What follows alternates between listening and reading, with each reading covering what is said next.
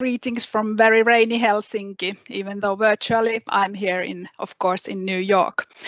And thank you for the organizers for this opportunity to be here and present our case story, how we further enhanced our HR services.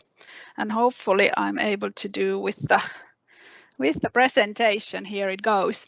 So my name is Mirka Janhonen and I work at Kemira as Director HR and Workplace Development. I lead a small team which is responsible for our digital HR roadmap, global HR platforms, and then of course the further development of those platforms. And before going to the actual topic of today, just a few words about Kemira. I don't know how familiar you are with the company, but we are a global chemical company headquartered here in Helsinki, Finland, and we want to become a leading provider of sustainable chemical solutions for water-intensive industries. Our main business segments are pulp and paper industry and then industry and water.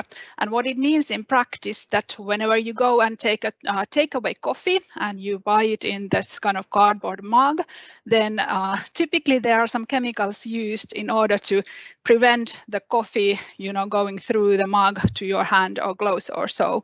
So that's where we play a role. The other example is actually from the industry and water, and that's my virtual background here. So municipalities and cities are also our customers who we provide chemicals for the water treatment, whether it's the drinking water or the wastewater. And New York, as an example, is one of our customers. We also have Miami Beach or Venice or so, just a few to mention. At Kemira, there are around 5,000 employees currently, and we are scattered to 37 countries. And if you think about our headcount versus the number of countries, you can imagine that some of the countries are really, really small and tiny. And that's part of our, of course, the challenge within the HR. Our revenue last year was 2.4 billion. And if we look at our headcount, so about 60% of employees are so-called white collar or office workers or an R&D, and then 40% is so-called blue collar, mainly working for manufacturing, so as a chemical operators at the plants. So that as a basis of the company, and then let's move to the actual topic of the day. And to understand the current needs, it's maybe good to look a bit back to the history. And the digitalization at Kemira has started already in 2008, 2009. And since then, we have systematically built up our digitalized HR services, HR processes. And first, it was done on the SAP environment, the so-called on-premise platform, but then from 2011 or since 2011, actually on the SAP SuccessFactors, the cloud solution. And finally, in the end of the year 2016, we also moved our employee master data to the SuccessFactors. So when we were coming close to the 2020s, we had all of the major elements on a global platform and having a global approach on these HR major processes. However, there were still lots of needs for local HR templates and local operations in our countries. And as this is a Nordic webinar, so maybe a good example in the Nordic countries is, for example, how do we handle and manage, let's say, family leaves, maternity, paternity leaves. And that was something what we didn't, like the process, bring to the SuccessFactors. Even the end result that somebody is on leave is recorded in the employee master data. Also, there was some of the language issues known as the SuccessFactors is used as a global platform. So the main working language there is the English. And as we have those almost 40 countries, so there are sometimes these questions and issues that people would prefer to have something also in the native language. And that is the space or the scenery that in 2019, 2020, we started to work together with UKG and the PeopleDoc platform. And and then the rest of the presentation, actually, I will focus on the PeopleDoc implementation project. So Also, what I already mentioned, the challenge is the language and maybe the missing the this kind of local approach. So in addition, what we missed at the time was that the digital, we didn't have any digital platform or digital HR document management. In reality, the employee documents were stored in multiple ways. So our HRs, they had paper folders, they had maybe shared folders at SharePoint site, or they just saved it in their laptop, or manager saved on the laptop, or it was in the emails. And neither the global approach met the local needs like described or the requests, and the requests came to the HRs by paper, by email. You saw somebody at the corridor, that those were the days when you saw still somebody. Or they just called you, they chatted to you, but there wasn't really a one harmonized way. And as HR professionals, you probably can imagine all the risks what is related to this kind of scattered and fragmented situation. And that way, when we started to work together with the UKG, and we decided to acquire this UKG-PeopleDoc platform with the document manager and people assist modules, as they called nowadays. But back in those days, it was the employee file management and employee case management, if you are familiar with this solution. And with the solution, we wanted to achieve the improved data privacy and also the advanced compliance for archiving and storing the HR documents so that we don't keep, for example, expired documents anymore in the paper format or in the files or anything like that. Also, we wanted to enhance or improve the transparency for employees and managers. So with this solution, employee could go him or herself to the platform and see what are the relevant documents or related documents to my employment which are stored. And also for the managers, especially in the teams, if the team members are located in different countries, before this platform, manager would have needed to contact each of the country and ask for the information. With this solution, everything is in one place with a similar folder structure for each of the team member, despite of the location. And also this way, I think we can improve the employee experience, everything in one place. And then finally, I think it's also important that this improvement or platform is actually improving the operational efficiency within the HRs, as they don't need to, collect the data from the different sources, but it's coming within the same system. And then let's then actually see that, what we did. So a short overview of the project and the implementation and what were the main design principles when going on with the project. Here are some facts and figures of our project. So the rollout scope was 37 countries, so basically all of the Kemira countries. It had impact eventually all of the employees, so 5,000 users. We had our first go live in 2019, December, and the project lasted for 10 months. And during that time, we had 2 implementation waves and actually 4 different go lives. Totally, and I will come back to this implementation plan in a short while.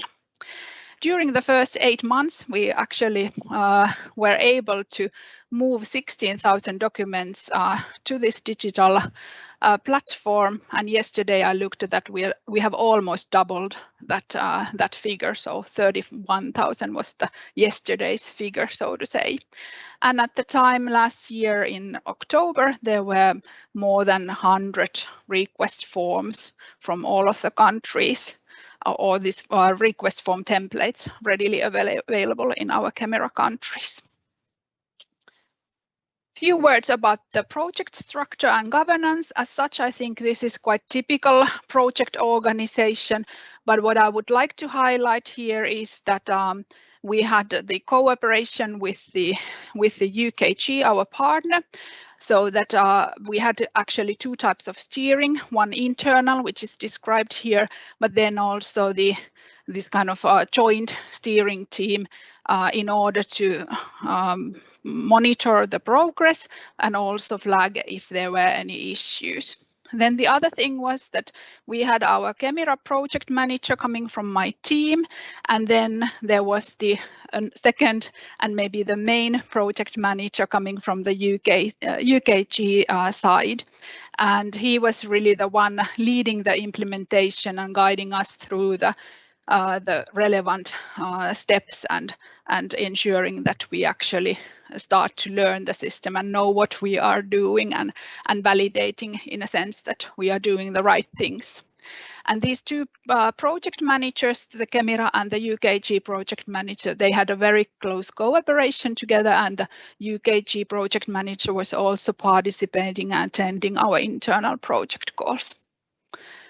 The other point what I want to highlight here is the role of the HR managers and specialists, and who were representing region and the countries, and their role was really really such that they were acting as a messengers and collaborators in between the project and the countries. So they represented, of course, their own country and ensured that the system gets implemented in the country.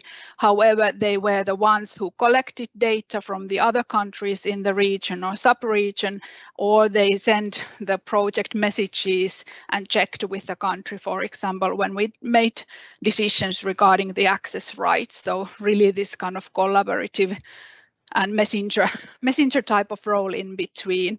Also, it was the opportunity for them to learn in the first phase the system and then the support the second wave countries while the project was proceeding to those in the latter phases.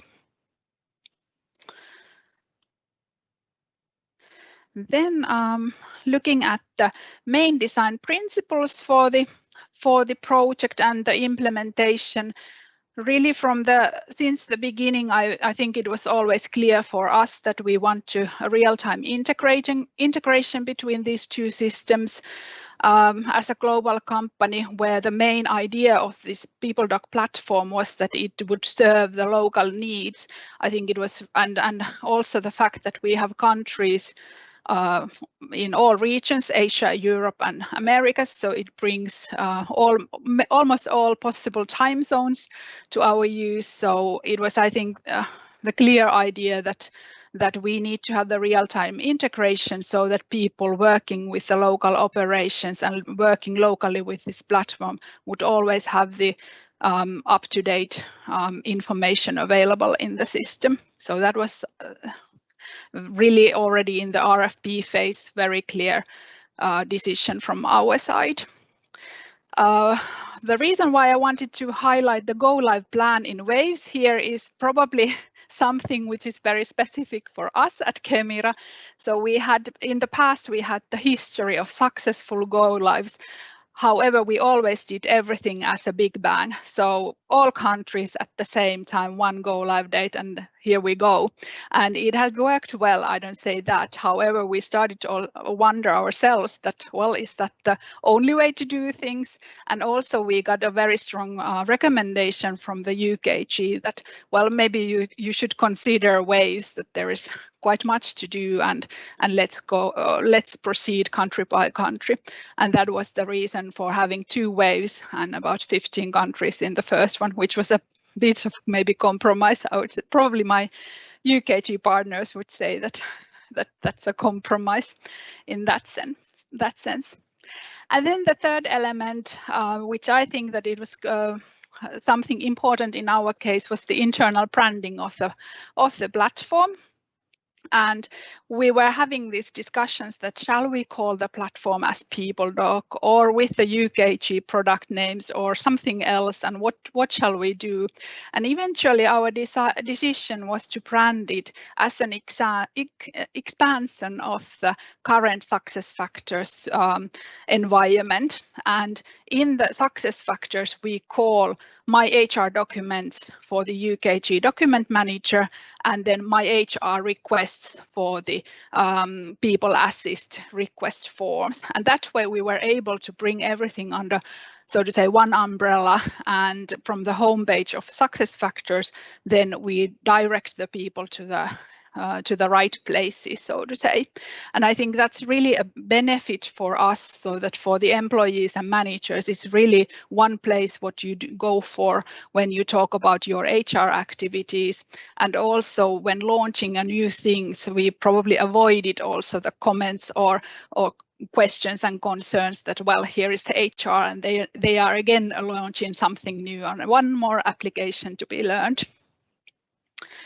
And also, maybe it's a curiosity or not so important, but then during 2020, UKG went through some fusion and they have changed their product names. But with this decision, having our own internal branding and expansion, calling it expansion, we actually avoided any, or there wasn't really change communication needed when UKG as a partner changed the product names. So beneficial for us in that sense.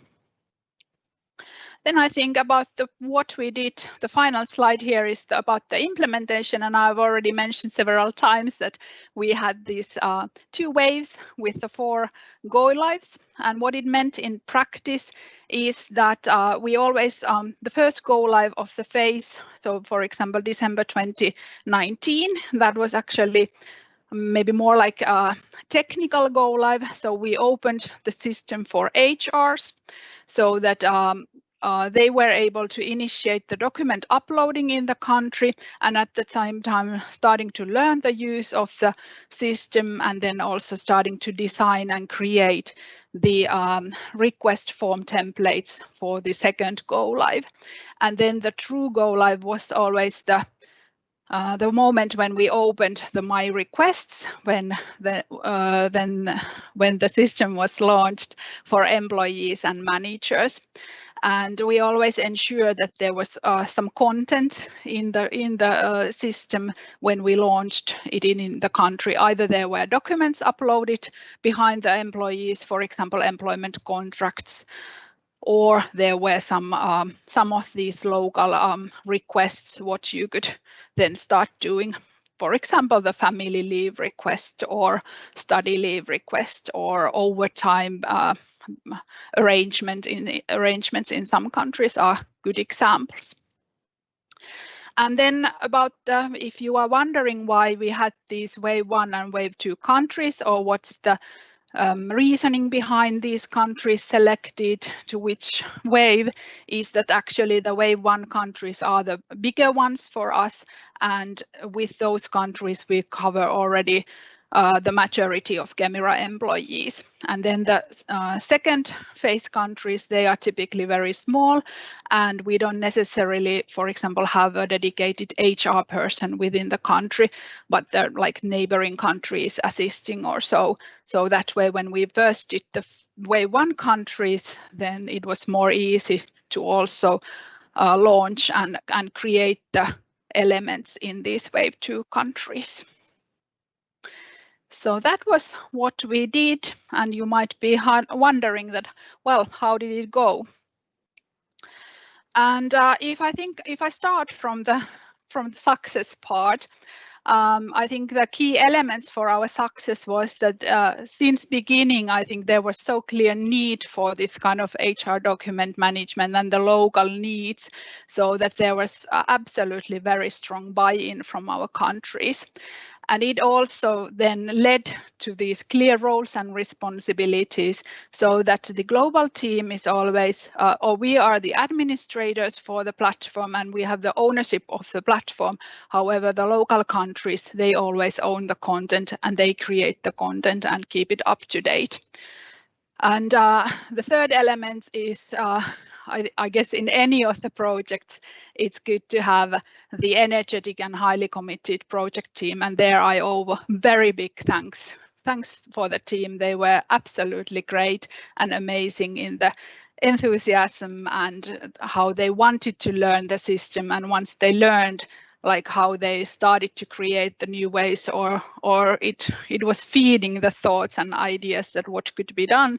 And also they started to share amongst the countries that, well, we did this one, how would it work for you, or so.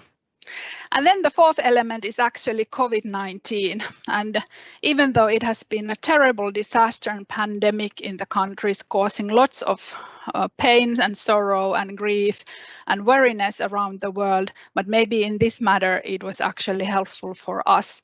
Because in March 2020, we were planning for our first go live in Kemira or in this project. And then the pandemic hit the countries, which meant that all of the Kemira office workers, basically overnight, we started to work remotely.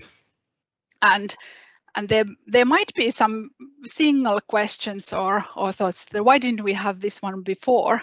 But once the COVID hit, it was so clear and nobody really questioned us that why do we need this kind of why do we need this kind of digital tools to operate? And it was actually in the other way around that we just kept maybe boosting and saying that, hey, let's utilize now this disruption and boost the thinking and boost the system for full use in the organization.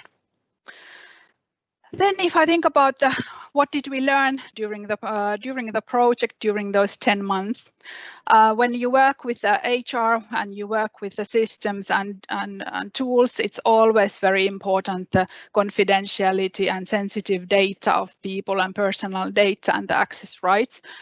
Here the learning point was that even though we call it expansion to the SuccessFactors, but this is still not the same as SuccessFactors, and that we use this new tool, the PeopleDoc platform, in that way, a different way that we actually have even more sensitive or really sensitive personal data, maybe even some information related to health or other like really personal. So we had to be very careful with the access rights, both for our HR users as well as to the managers. And with the HRs, I mean that with SuccessFactors, we might have that that in big countries there are several HRs who can see the full country as such, but that was restricted to the PeopleDoc so that it's not one-to-one as such. Then another lessons learned during the project was that creating the new form templates actually will require the strict access management and tight process control for this creation process, because there were single cases or lessons learned happening that our HR could create this kind of new form, but then accidentally, for example, link it to a wrong workflow. And then if that's published and the employee fills in and then it goes to wrong people, then there is the risk of losing confidentiality. So that's why we have this kind of special way how we handle and how do we do this creation of the new form templates. Early on in the project also the customization needs came up, so that the integration is bringing manager information. However, for our case, because we wanted to include certain manager information in the integration, so talking about the user IDs, so that was something what we had to have a special request and customize with the partners on that topic. And then the final, maybe bigger lesson learned is also that even though we are utilizing the SuccessFactors user permission groups, we had to review all of them through at the time of the project, and eventually we actually created a new type of user permission groups in order to have everything working as we wished, and in order to control the visibility and sensitive data. And then that was pretty much looking to the history of the project. When looking to the future, what's there still to be done? I think we can still improve, or we can still further enhance the employee experience.